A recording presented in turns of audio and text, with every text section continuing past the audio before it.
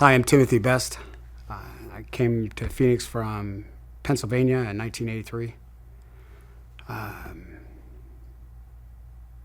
grew up in a pretty bad area of Pennsylvania. Some of my earliest memories of childhood were of drinking and using drugs with my family. I didn't really get a good basis as a young child. My first memory is taking a beer off of a counter while everybody was having a party, and it just advanced from there. The part of town where I grew up in that was fairly normal, I didn't really know it was wrong. School obviously tells you it's wrong, and then the law tells you it's wrong as you get older, and that's where the good part of my story really starts. Is I got into a lot of serious trouble in my early teen years and ended up going to jail for a couple of years total, but all in the same little area. And that's where I was first introduced to the program of Alcoholics Anonymous. And can you tell me a little bit, like, what led you to end up going to jail and series of events? My drinking and drug use had just gotten bizarre, to say the least. I don't want to bring any glory to it, but I used at an amount that wasn't sustainable, and so then there was crimes that came with it in order to keep going, and I was eventually arrested for possession and sales and weapons and everything that goes along with that stuff. And so that's where I was first introduced. I don't remember. I remember going to church maybe twice as a child, and that was really uncomfortable, most likely because of the family we were. Not every church is as welcome to the broken as Pure Heart. But there was some kind of foundation there because my name is Timothy Micah. So I don't remember that being in our home, but obviously, my name came out of the Bible. So I was introduced to AA in jail, and I got sober for the first time. And it was still very, very separate, but the miracle was clearly there. I had not drawn a sober breath for years and years. And the first time I hit my knees and asked God, I really had no conception of, and I asked him to take it away, I was placed in a position of neutrality, and I didn't drink and use after that. And so off and on in AA, I lived my life, and I didn't really progress at all. I didn't grow spiritually. I wasn't willing to hear the name Jesus, so any spiritual growing that I was doing was in the wrong spirit. I just didn't know better, and I eventually went back to that life and started drinking again, and got into a whole bunch more legal trouble, and went back to jail for a period. And when I got out, it was exactly the same thing. I never skipped a beat, and like I had no memory of even going to jail, and I just picked right back up. And in 2001, I woke up and my life was in shambles. Every aspect of it, job, marriage, house, car, it was just, everything was an absolute disaster. And I hit my knees. I honestly couldn't see myself drinking anymore, and I couldn't see myself drinking any less. And I was terrified. I'd never been that kind of terrified before. And I hit my knees and I asked God, I can't do this. Please help. And I have not had a drink since that day. Absolute miracle. I didn't get sick. I didn't detox. He picked me up and he placed me in safety. And just started working the program again. And I actually did it, though. I actually did the 12 steps with another man, and we invited God into that conversation, and that man introduced me to God. And it was so powerful. I remember being so resistant to even hearing it, and we're at a Denny's on a Sunday, and it's packed. I mean, it's Sunday after church, but we're downtown Phoenix. I'm sure you've probably heard of that Denny's. It's not exactly where you go to meet God. And he asked if I was willing to turn my life, my will over to the care of God. And I said, I don't know how, I'm resistant. I'm like, I want to, I'm done. I don't know how. And he goes, you don't have to know how. He knows how. You just have to be that much willing. And I remember that minute I went, I am, and I just got warm. And I remember I started crying. I'm like, what's going on? I'm crying. It's in public. I'm not. And he goes, like that. And he goes, let's get on our knees. And this guy had one leg. He's got a prosthetic, and he crawls out. I'm like, in here? It's like, let's go. And we got on our knees, and we prayed. And it was incredible. I can't explain it to this day.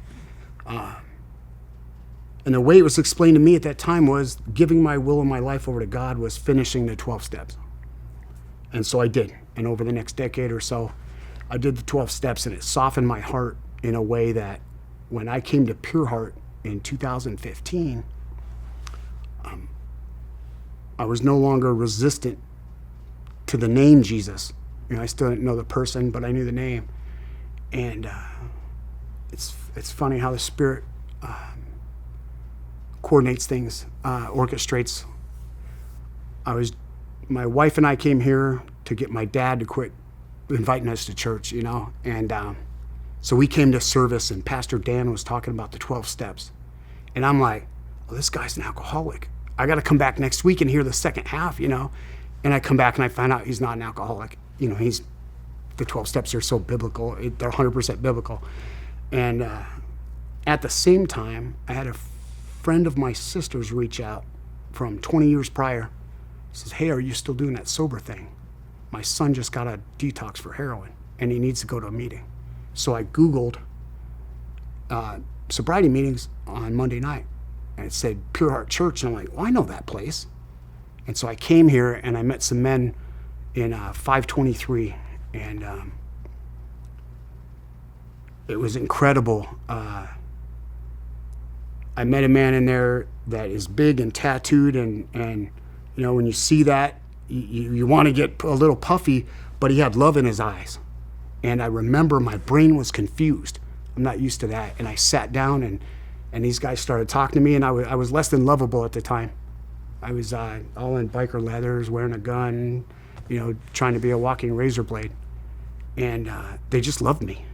And I came back the next week, and they loved me the same.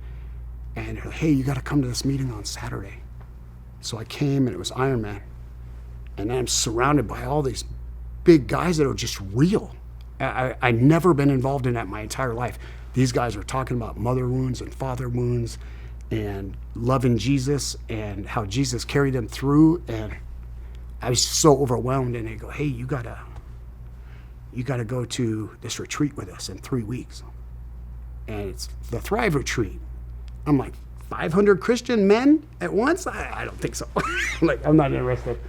And a friend of mine there was in that meeting from AA.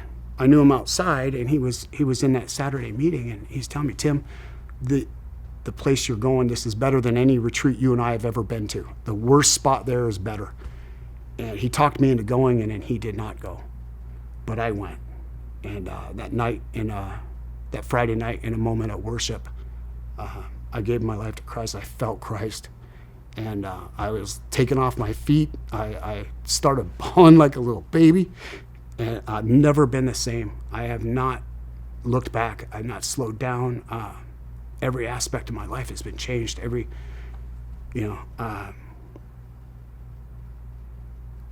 Yeah, I wish I had words for it, because when I try to share with somebody on the street what is available, I get tongue-tied, because I'm trying to tell them about something that when people try to tell me about it, I can't put it into thoughts. And so then that's really where the hard work began, to be honest. The first couple of months, I'm like, oh, yay, Jesus, Jesus. And then I find out that there's a whole lot more to being a Christian than saying you're a Christian. And that's actually, it's tougher than the prior 20 years of being sober was, trying to tame the tongue and and actually follow Christianity. It's been a struggle. At the least, it's been a struggle. So, can you tell me, as you were kind of struggling with alcohol and all of that, you were married, right? So what did that first marriage? Yeah. So can you tell me a little bit of how that affected your marriage and what happened? You guys are cut out. Yeah. Okay. I was married. My first wife. I married my bartender, and at the time it was a good idea, I suppose. I had no idea what marriage meant. Like most men that get married, I really didn't know. And 2 years into that marriage is the day that I sobered up, and the next 10 years were pretty rough, and we ended up divorced.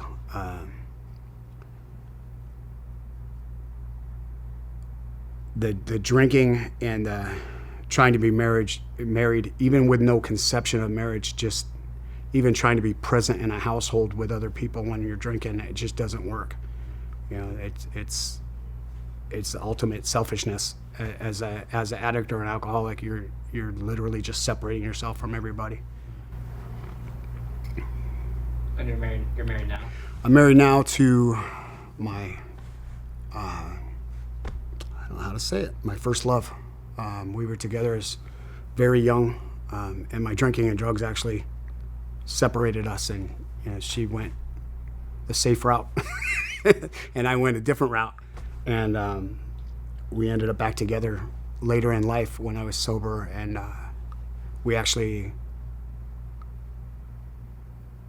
she believed it longer than I did, because when I came down from the Thrive retreat and I'm, oh my God, baby, you got this and that, Jesus this, Jesus that, and she looked at me and she goes, what do you think I've been praying for?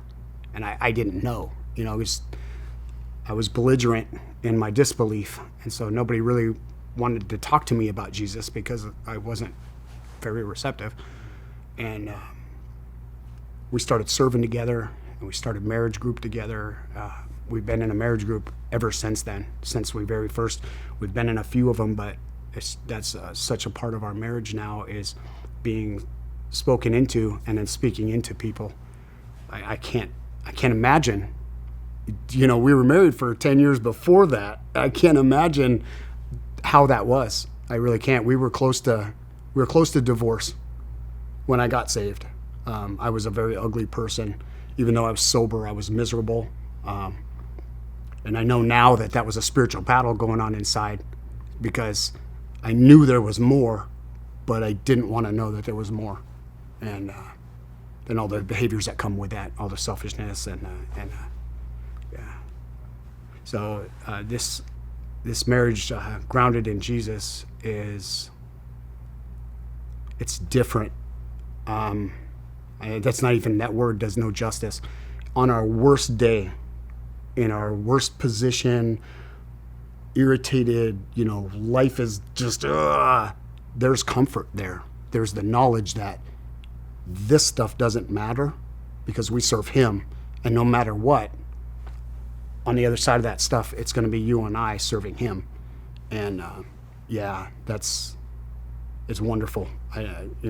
That's probably the most guys that I speak to outside the church and get them to come, is they're not necessarily looking to be saved. They're looking to save their marriage.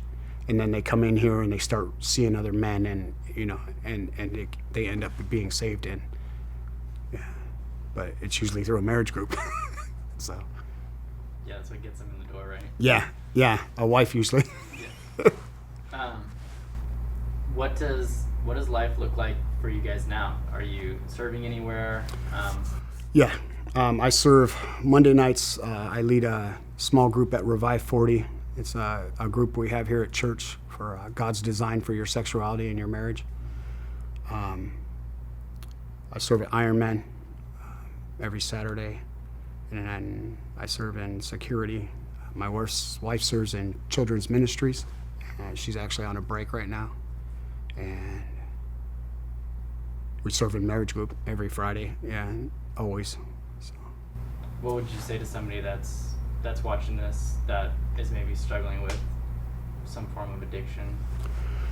I would say you have to get honest about it with someone. It's the number one thing. I could never see the spiritual aspect of it before I could see the spiritual aspect of it, but Satan uses that secrecy as a tool. That's a stronghold. It's the number one stronghold for me, is when you don't know that, when I haven't admitted to you that I'm not perfect, Satan still makes me think I'm perfect, even though at the same time he's telling me I'm a piece of dirt, and it keeps him down. So if you're struggling with pornography, you're struggling with alcohol, you're struggling with pills, it doesn't matter. When you talk to another man and confide in him, it cuts that in half in an instant. And once you get in a group and start working on stuff, and you actually take it to Christ and learn how to do that. Like, it's easy to say that. I can say it all day long and not do it, and I did that. I've done that for a long time. I still do it today. I'll have a large problem in my life, and I'm like, oh yeah, I'm praying about it. Oh yeah, I'm going to take it to the Lord. But I don't, and it doesn't get any better. And then I have a mentor, and I speak to him on a weekly basis, and and I'll take it to him, and I'll be like, hey dude, I'm really messed up on this right now. And every time there's instant relief. Can you maybe share a little bit more about that mentorship idea? Like, I don't know if when you're in Alcoholics Anonymous, if you had like a sponsor or anything like that, but just having somebody that's walking through life with you. Yeah, I always did. In Alcoholics Anonymous, I always had a sponsor. I never had a sponsor. I believed in Jesus because I was so resistant. When somebody told me that, I'm like, but I always had a mentor. I always had somebody to tell me, hey, Tim, you're acting this way in a meeting, and you tell me you want to act this way, and I'm here to tell you that you're doing that. You don't do the 12 steps on yourself. You don't do them by yourself. You have a mentor, because if you could just read them and be better, everybody would do it. We wouldn't have any alcoholics. So you have to have somebody to work through it with you. Well, that's the same for me. It's the same with my walk in Christianity. Is the Ironman and the Monday night chemical meeting. I no longer attend that, but that Monday night chemical meeting and Ironman were an advanced course for me, because I had men in there that had been walking with Jesus, that had been living a married life, living a Christian married life for years. So all the little questions that I had that I'd be too embarrassed to ask, they're there to tell them to you, and they're there to go, hey, Tim, I saw you saying something bad about your wife in a meeting. We don't actually do that. We speak life to our wife. We don't speak bad. It's an advanced course, having other men in your life and having a mentor. For me, it's mandatory. The second I quit talking to other men, I start regressing, and I can feel it immediately.